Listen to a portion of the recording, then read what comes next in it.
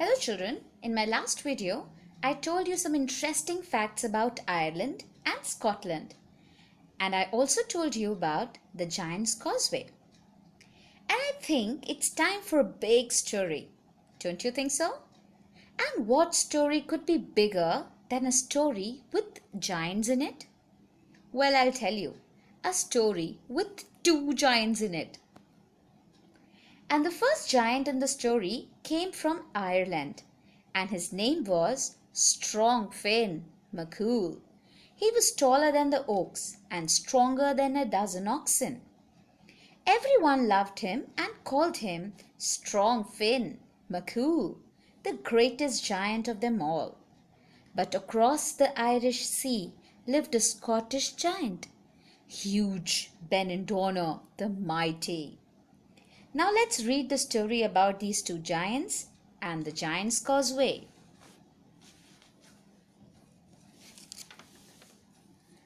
There once lived an Irish giant, Finn MacCool. He was taller than the oaks and stronger than a dozen oxen. But he had enemies too. His most fearsome enemies were the Scottish giants. Finn was mighty and powerful and was determined to overpower his enemies. To get there, he began building a causeway from across the sea to Scotland. It was a beautifully designed bridge, skillfully made with unusual six-sided cobblestones, so they would fit neatly together like a honeycomb. They made a very pretty pavement indeed.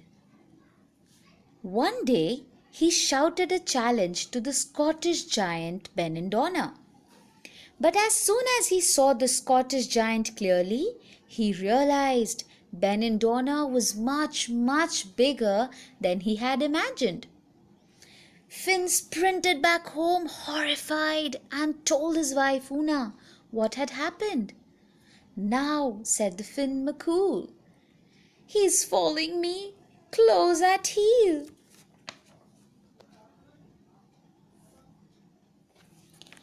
Finn and Una heard the stamping feet of Benindorna as he approached the town. Finn told his wife that his spear was as tall and thick as a round tower. Benindorna would soon be knocking on the door. Una thought quickly. She asked Finn to put on baby clothes and baby bonnet and lie down with a milk bottle in his mouth. She then covered him with a couple of sheets. Soon there was a loud knock on the door, and Una went to answer. She opened the door to Benindorna and said, "Finn is away hunting, dear. Would you like to come in anyway and wait? I will show you into the great hall to sit down. I'm sure you must be tired after a long journey." Una invited Benindorna to the room and showed him what she said was some of Finn's possession. "Would you like to put your spear down? You could place it next to Finn's." The giant was surprised.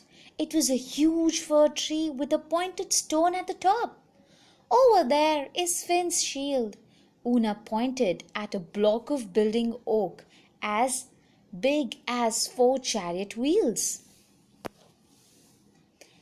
"Finn's late for his meal. I will serve you his favorite cake. In the meantime, can you please turn the direction of the house, just the way Finn does?" Benindorna went out and touched the house with his forefinger, and it turned around. Una was shocked, but she remained calm and said, "Thank you. The cake is ready, but there's no water to wash your hands. Can you please crack the mountain that is close by and get some water?" "Sure," said Benindorna, and he touched the mountain with his forefinger and split open, and the water gushed out. Una realized that all his strength lay in his forefinger. The clever wife now had a plan. She baked the cake with an iron griddle pressed inside it. Benindorna bit it hungrily and broke 3 front teeth. "What kind of a cake is this?" he roared in anger. "Finn relishes it. He says it is as soft as a butter. See, even our baby eats it happily. Would you like to say hello to the baby? Come with me, see him eat." Ben and Donna said, "I'm not very good with babies, but I will see him." Una took Ben and Donna to the huge baby peeping out from a huge sheet-like dress and bonnet. He was happily having milk from the bottle.